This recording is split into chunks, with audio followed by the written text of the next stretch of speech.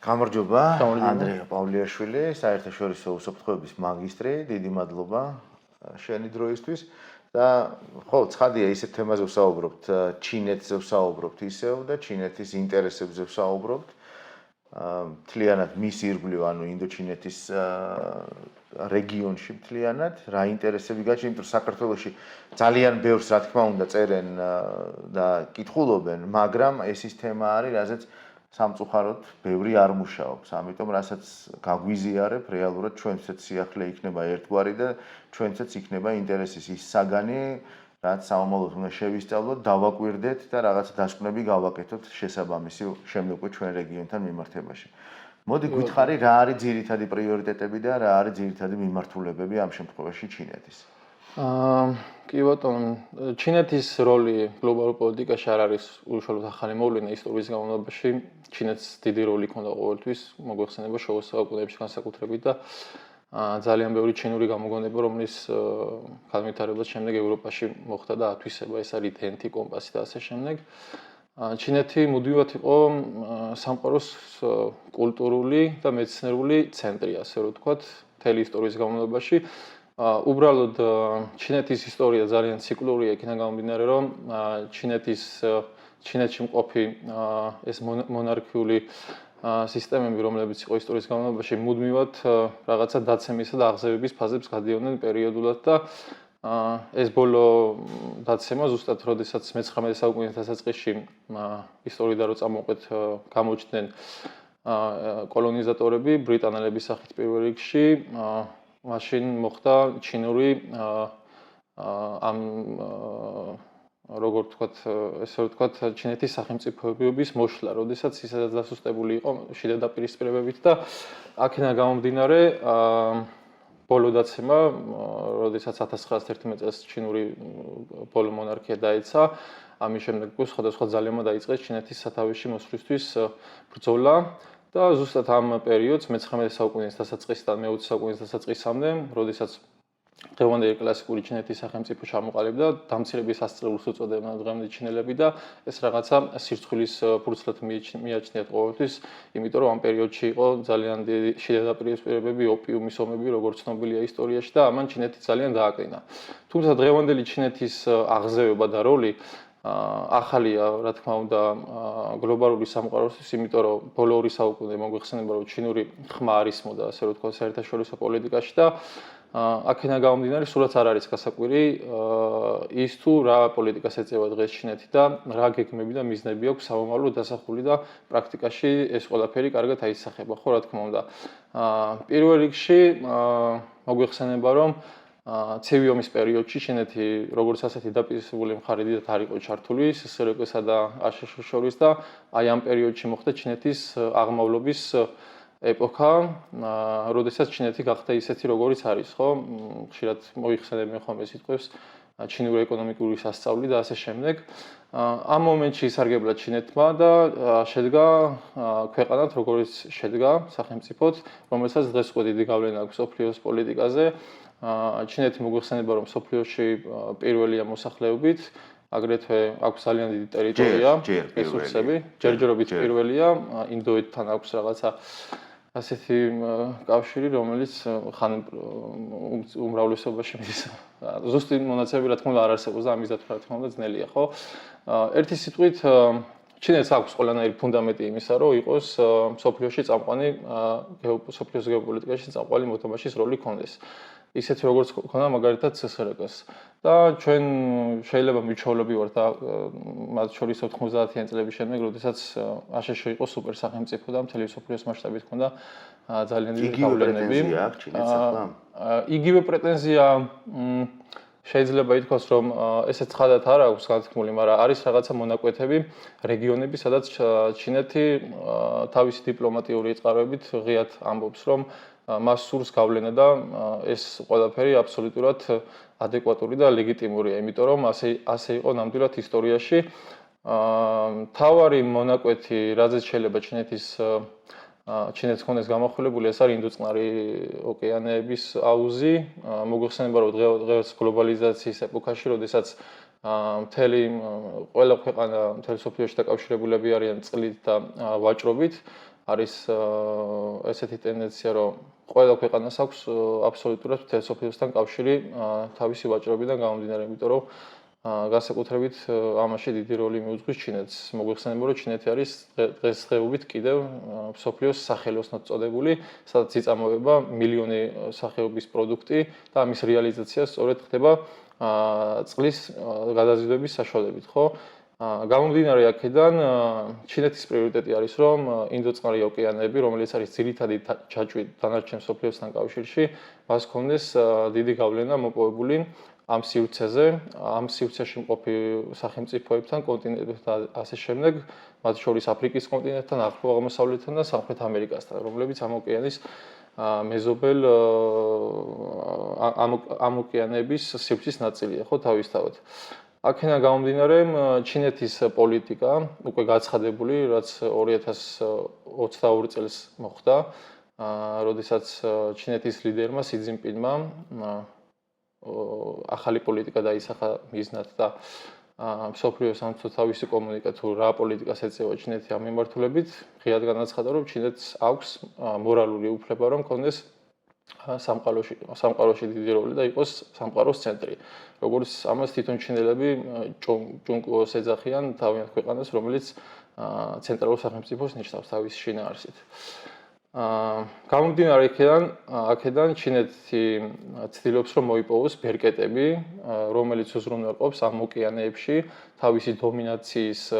წინ წამოსწევას, რომელიც არის, რა თქმა უნდა, წლებზე გაწერილი და დაკავშირებულია სხვადასხვა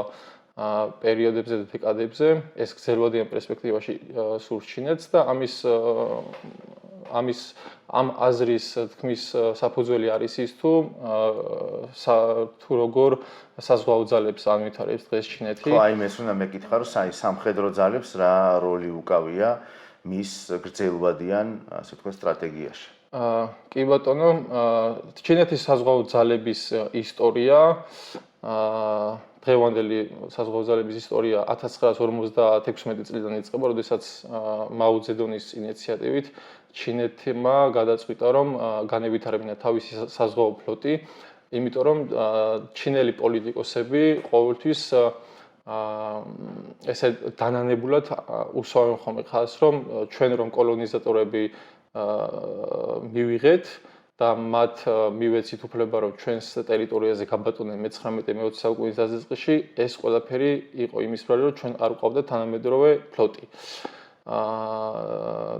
რომ წინააღმდეგობა გაგვეწია, ხო? ამ ყველაფრიდან გამომდინარე, ამ ცუდი ისტორიული გამოცდილებიდან გამომდინარე, 56 წელს დაიწყო ჩინეთის საზღვაო ფლოტის ისტორია და დროთა განმავლობაში, სანამ საბჭოთა კავშირი დაინგრეოდა, ამ 30 წლის განმავლობაში მიმდინარეობდა ჩინეთის საზღვაო ფლოტის ისე განვითარება, როგორც ვითარდებოდა SSRG-ში. თუმცა 90-იანი წლების შემდეგ ჩინეთმა უკვე დამოუკიდებლად შექმნა და ზოგ შემთხვევაში გააკეთა კოპირება დასავლური ტექნოლოგიების ამ მხრივ და დასავლური ტექნოლოგიების დანერგვა დაიწყო თავის ფლოტში განვითარების და ზოგადად ისედაც ჩინეთის სახალხო განთავისუფლებელ არმიაში, როგორც დღეს უწოდებთ კომუნისტური ჩინეთის არმიას და დღეს უკვე ჩინეთის საზღვაო ძალები არის მეორე მსოფლიოში. საზღვაო ძალების სიძლიერე ზოგადად იზომება თუ რამდენ ტონაჟობით იზომება, ესე რომ ვთქვათ და თუ რა რაოდენობის და რა სიმძლავრის ხომალდები ყავს ამა თუ იმ სახელმწიფოს. და დღეს ჩინეთი არის სახელმწიფო, რომელსაც გააჩნია დაახლოებით 70% იმ რაოდენობისა, რა რაოდენობისაც გააჩნია აშშ-ს, ხო, იმიტომ რომ მოგვიხსენება, რომ აშშ აბსოლუტურად დომინანტია. აშშ-ის საზღვაო ძალები არის ერთად აღებული იმ ხელა სიძლიერეს, რამდენიც დანარჩენ მსოფლიოს მთლიანობაში არ ყავს, ხო? აქედან გამომდინარე, ჩინეთი ბოლო 10 წლეულია განსაკუთრებით, რომ ძალიან მასშტაბურად აშენებს თავის გემჩენებლობას, თანამედროვე სისტემების ინტეგრაციას ახდენს ამ ყველაფერში და მათ შორის დასავლელი სამხედრო ექსპერტებიც ხშირად აღნიშნავენ ხოლმე, რომ ჩინური ხომალდებსა და ამერიკულ ხომალდებს შორის ტექნოლოგიური ზღვარი ძალიან ცოტაა და არის ისეთი შესაძლებლობების, რომელსაც შეუძლია თავისუფლად გაუწიოს წინააღმდეგობა აშშ-ს მათ შორის. ამის კარგი მაგალითი არის ის, რომ ჩინეთი დღეს მუშაობს მაგალითად მეოთხე ავიამზიდზე, ფუძიანის ავიამზიდი, რომელიც არის სუპერ ავიამზიდების კატეგორიის, მათ შორის ამერიკელებიც უსვამენ ამას ხაზს და შეუძლია ბირთვული ძრავიანი ავიამზიდია ესე რომ ვთქვათ და ბირთვული ძრავიანი ავიამზიდი მოგვეხსენება რომ მხოლოდ აშშ-ს ყავს ერთეულები, რომელიც ძალიან რთული სისტემაა და ჩინეთს ამისი ტექნოლოგიური საშუალება აქვს რომ შექმნას მოკლედ ერთადერთი ქვეყანა მსოფლიოში ამის შემდეგ რომელსაც შეუძლია რომ შექმნას ესეთი მსგავსი ინფრასტრუქტურა. ანდრია, რომ გავაგრძელოთ შენი თემა, რამდენად მოსალოდნელია რომ სამხედრო ძალის მეშვეობით გაატაროს თავისი ინტერესი და ვიცით რომ ბოლო რამდენიმე წლის განმავლობაში მაგალითად ტაივანის სახელი აქტიურად არის წინა პლანზე, ხო? ანუ ყველა ეილის რომ შესაძლოა ჩინეთმა რაღაც სამხედრო მოქმედება სამხედრო ნაბიჯი გადადგას, ხო? იგივე ტაივანთან ამბობენ შესაძლოა ფილიპინებთან, შესაძლოა კიდევ უფრო სამხრეთით დაბლა, ხო? ანუ აი ესეც საინტერესო არის, მანდ რამდენად მოსალოდნელი არის ეს ყველაფერი. აი ეს რომელ გეგმის ნაწილზე ვსაუბრობთ, ჩინეთის დომინაციის გეგმა ინდოწყნარი ოკეანეში, ეს ვერ მოხდება რა თქმა უნდა იმ ჩინეთის ახლო სივრცის გარეშე, რომელიც ჩინეთს აქვს, ხო, გარშემო ზღვით, პირველ რიგში სანამ ოკეანეებზე გასასვლელი ექნება ჩინეთს, აქ არის სამხრეთ ჩინეთის ზღვა, აღმოსავლეთ ჩინეთის ზღვა და ყვითელი ზღვა, რომლითაც უკავშირდება დანარჩენ გლობალურ სამყაროს. ტაივანის, რა თქმა უნდა, სამხრეთ ჩინეთის ზღვის შემადგენელი ნაწილია და ტაივანის დაბრუნება არის არა მარტო სტრატეგიული სივრცის ნაწილია ჩინეთისთვის, არამედ ეს არის ღირსების საკითხი. იმიტომ რომ მოგვეხსენება ტაივანი ჩინეთისთვის არის ოკუპირებული სახელმწიფო, რომელიც სხვა პოლიტიკურმა ძალებმა ჩაიგდეს, ჯერ კიდევ 59 წელს, როდესაც ჩან კაიშმა სამოქალაქო ომში კრახი განეცადა და გადავიდა ამ კუნძულზე. და ამის შემდეგ ჩინეთს სურდა, რომ ეს კუნძული შემოერთებინა და დღემდე საერთაშორისო საზოგადოება ამას მიიჩნევს ერთიანი ჩინეთის ნაწილად. და ეს არის დავის თავარი საკითხი. ჩინური დიპლომატიაც ჯერ კიდევ მაო ძედუნის მოყოლებიდან აქტიურად მუშაობდა სოფლიოს ყველა კუთხეში, რომ ყველა სახელმწიფოს ინდივიდუალურად რომ ტაივანის დამოუკიდებლობა არავის ეღიარებინა და ამან თავისებური შედეგიც გამოიღო. ხოლო რაც შეეხება ამ მონაკვეთს, ტაივანის დაბრუნება ჩინელი პოლიტიკოსების ლიდერების მაგალითად ჯერ კიდევ სი ძინპინამდე თუ დავაკვირდებით ძიან ზემინის მმართველობის პერიოდში 90-იანებში და ხუაკოფენის მმართველობის პერიოდში, ხუჯინტაოს მმართველობის პერიოდში ტაივანის დაბრუნება იყო დიპლომატიური ხერხის მთავარი პრიორიტეტი. თუმცა ეს რიტორიკა ბოლო წლებში შეიცვალა, განსაკუთრებით 2020 წლის შემდეგ, იმიტომ რომ სი ძინპინმა კიდევ ერთხელ გაუსვა ხაზი, რომ ტაივანის დაბრუნება ახლო მომავალში უნდა მოხდეს ჩინეთის შემადგენლობაში ისევ, ამ საქმეში ჩარევის უფლება გარე ძალებს არ აქვთ, იმიტომ რომ ეს არის ჩინეთის შიდა საკითხი და დიპლომატიური არხებით თუ ვერ მოხდება ამ ტერიტორიის კომუნისტური ჩინეთის შემადგენლობაში შეყვანა, არ არის გამორიცხული, რომ მოხდეს სამხედრო ძალით. ამის პრაქტიკაში განხორციელება რამდენად მოხდება ეს ძალიან ძნელად პროგნოზირებადია, იმიტომ რომ ეს გარემო ფაქტორებზე დიდად არის დამოკიდებული ზოგადად მსოფლიოში როგორი უსაფრთხოების სისტემა ჩამოყალიბდება განსაკუთრებით უკრაინის ომის შემდეგ და ასე შემდეგ. თუმცა ტაივანთან შედარებით ჩინეთი რო დომინანტია სამხედრო ძალით, ამაზე ორი აზრი არ არსებობს. მით უმეტეს ვსაუბრობდით ცოტა ხნის წინ ჩინეთის საზღვაო ძალების შესაძლებლობებზე, ხო? თუმცა აქ არის გარკვეული რისკ ფაქტორები, იმიტომ რომ ტაივანი რადიკალურად იდეოლოგიურად განსხვავებული, დაახლოებით დასავლურ ცივილიზაციაზე ორიენტირებული საზოგადოება ჩამოყალიბდა უკვე. და ტაივანი, ცალკე ტაივანელი როგორც ასეთი არ არის მარტო კუნძულის სახელი, დღესდღეობით ტაივანელი არის უბრალოდ ეთნოსის დასახელება, ესე რომ ვთქვათ უკვე, იმიტომ რომ ტაივანის ბოლო გამოკითხების მიხედვით ტაივანის მოსახლეობას მიაჩნია, რომ ის არის უმრავლესობას მიაჩნია 70%, რომ ის არის ტაივანელი და არა ჩინელი. ხოლო დანარჩენს მიაჩნია, რომ არის ტაივანელის და ჩინელიც. ამიტომაც ამ ბოლო 70 წელმა ამ ხალხებს შორის დიდი უსყრული გააჩინა. და გარდა ამისა, დიდი რისკი არის ჩინეთისთვის ტაივანის დაბრუნებისას სამხედრო წინააღმდეგობა. მოგვეხსენება, რომ ტაივანი განვითარებული სახელმწიფოა, ტექნოლოგიებით, რა თქმა უნდა, ყავს მოკავშირეები პირველ რიგში აშშ-ის სახით და აქედან გამომდინარე რისკი იქნება ჩინეთისთვის ტაივანის სამხედრო ძალის დაბომბვა იმ თვალსაზრისით რომ ტაივანს აქვს წინააღმდეგობის გაწევის დიდი რესურსი და გარდა ამისა ბოლო 10 წლებში ტაივანმა შეიმუშავა ისეთი ტიპის რაკეტები რომელსაც შეუძლია უშუალოდ ჩინეთის ტერიტორიაზე ობიექტებზე მიიტანოს დარტყმა და ეს დიდ რისკს აჩენს ომის შემთხვევაში ჩინური სტრატეგიული ობიექტებისთვის. გარდა ამისა ტაივანის დაბრუნება მნიშვნელოვანია იმ კუთხით, რომ ჩინეთის ეს პირველი კალი, რომელიც სამხრეთ ჩინეთის ზღვას, აღმოსავლეთ ჩინეთის ზღვას და ყვითელ ზღვას მოიცავს, ტაივანი ამ ყველაფრის ცენტრშია აბსოლუტურად და როდესაც იმ შემთხვევაში თუ ჩინეთი მოახერხებს, რომ ტაივანის დაბრუნება ბრჭყალებში ესე მოახერხოს და ამ ტერიტორიისათვის და შემდეგ უკვე მარტივად გაიხსნება გზა იმ კუნძულების მეორე ჯაჭვისკენ, რომელიც მოიაზრებს ამ ფილიპინებს, ინდონეზიის, მალაიზიას და იაპონიის მონაკვეთს, სადაც უკვე დღესდღეობით ჩინური უკაცრავად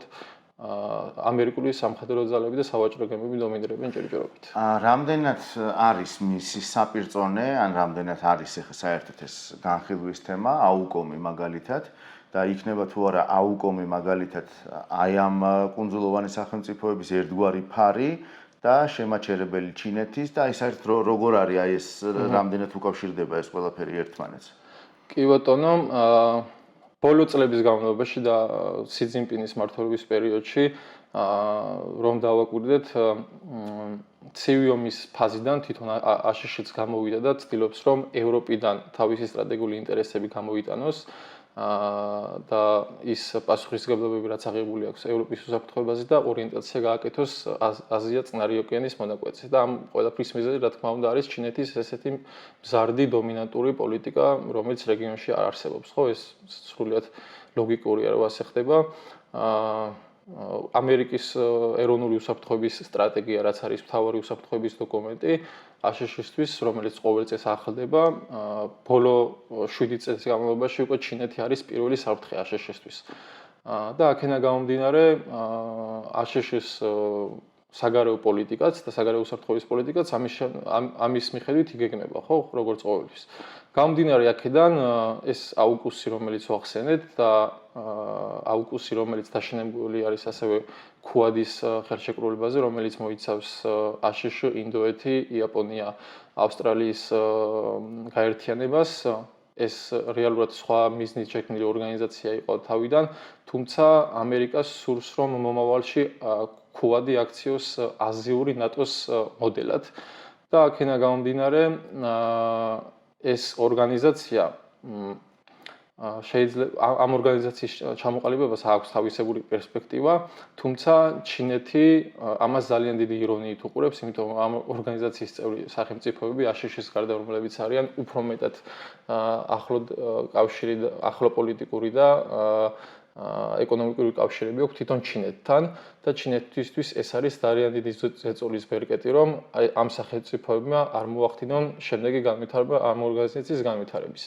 რაც შეეხება აუკუსის ხელშეკრულებას, აუკუსის ხელშეკრულება მოგეხსენებათ, რომ ეს არის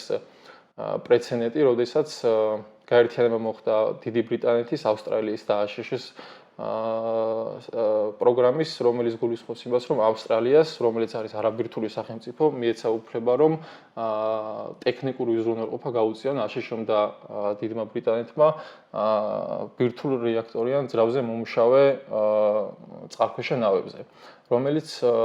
სამხედრო ბალანსს ძალიან დიდად არღვევს ამ შემთხვევაში რეგიონში და ჩინეთის ძალიან დიდი წინაღობა შეიძლება მოხდეს თუ ეს პრაქტიკაში ასრულდება რა თქმა უნდა. ეს სცენარი როგორ წარიმართება დღესდღეობით ძნელად პროგნოზირებადი, იმიტომ რომ ეს დამოკიდებული იმ სახელმწიფოების ურთიერთობაზე, რომლებსაც აქვს ჩინეთთან ინდივიდუალურად და რამდენად უღირთ ამ სახელმწიფოებს, რომ ჩინეთთან ეს ღია დაპირისპირებაში შევიდნენ, რომ აშშ-ს ანგარიში გაუწიონ, ეს ძნელად საკითხავია. ალბათ ეს პერიოდი დადგება დაახლოებით 2030-იან წლებში, როდესაც ძირითადი აქცენტი უკვე ამ რეგიონზე გადავა, ინდო-წყნარი ოკეანის აუზზე და ამ პერიოდში ასევე მოსალოდნელია, რომ რუსეთის ჩრდილოყინულოვანი ფლოტი, რომელიც დღეს კიდევ დიდი რაოდენობით აქვს შემორჩენილი რუსეთს, არქტიკის ათვისებაზე რომ წავა საუბარი და იქ რაღაცა პრაქტიკულ ღონისძიებებს რო განახორციელებს რუსეთი და ასევე ჩინეთის დახმარებით,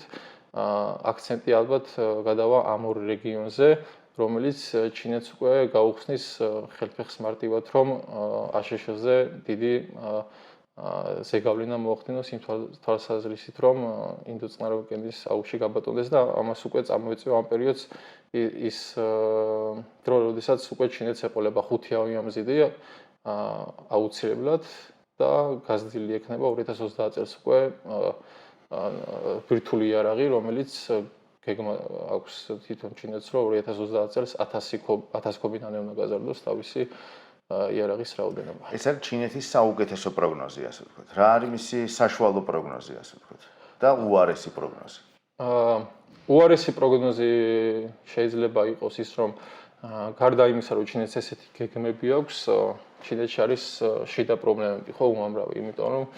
მოგვიხსენება, რომ ჩინეთი არის დაბერებადი ქვეყანა, ეს ეკონომიკური სასწავლი, რომელიც 90-იან წლებში დაიწყო და ყოველ წელს ორნიშნიანი ეკონომიკური ზრდა ჰქონდა ჩინეთს, ეს ასე აღარ არის. ჩინეთი, რომელიც მეორე ეკონომიკაა დღეს მსოფლიოში და 22 ტრილიონამდე მოიაზრებს მისი მშპ, დღეს უკვე განიცდის 2 და 3%-იან ეკონომიკურ ზრდას. ამას თავისი რიგი მიზეზები გააჩნია და აქედან გამომდინარე, ამ ეკონომიკური პრობლემიდან გამომდინარე და გარდა იმისა, რომ ჩინეთი ყოველთვის იყო ადამიანური იაფი კაპიტალის ადგილი მსოფლიოში და მსოფლიოს სახელოსნო, ამ სტატუსს რა თქმა უნდა დღესაც ინარჩუნებს, მაგრამ ძირითადად უკვე თანამედროვე ინვესტორებს, დასავლური ქვეყნების ინვესტორებს გადატანილი აქცენტი აქვთ გადატანილი უფრო აღმოსავლეთ აზიის სახელმწიფოებზე და მათ შორის ინდოეთზე, სადაც ჩინეთთან შედარებით უკვე იაფი მუშახელია, იმიტომ რომ ჩინეთი დღეს უკვე გამზირდა და ჩინეთში არის წარმოდგენილი უმრავლესობა საშუალო კლასი და აქ არის ეკონომიკის ჩინეთში ბოლო წლებში მოხდა ეკონომიკის გარდაქმნა, რომელიც მოიაზრებს იმას, რომ ეკონომიკური კონსუმერიზმი ჩამოყალიბდა. ანუ ეს გულისხმობს იმას, რომ საზოგადოების სოციალური განვითარების დონე მიაღწია იმ ნიშნულს, რომ ადამიანებს აქვთ მრავალი წვრილმანი მოთხოვნა თავიანთი საყოფაცხოვრებო ნივთებზე, ყოველდღიურობაზე, მათ გაეზარდეთ მოთხოვნილება. მოთხოვნილება გაეზარდეთ, რაც ლოგიკურია და ჩინეთის ეკონომიკა ორიენტირებული გახდა უფრო შიდა საბაზრო დაკმაყოფილებაზე და დღევანდელი ჩინეთი აღარ არის მხოლოდ საგარეო ეკონომიკაზე და ექსპორტზე ორიენტირებული ეკონომიკა. გამომდინარე აქედან არსებობს იმის რისკი, რომ ამ პრობლემებიდან გამომდინარე ჩინეთს უკვე ისეთი შიდა პრობლემები შეექმნას, რომელიც ძალუძს რომ ვეღარ გააკეთოს აქცენტი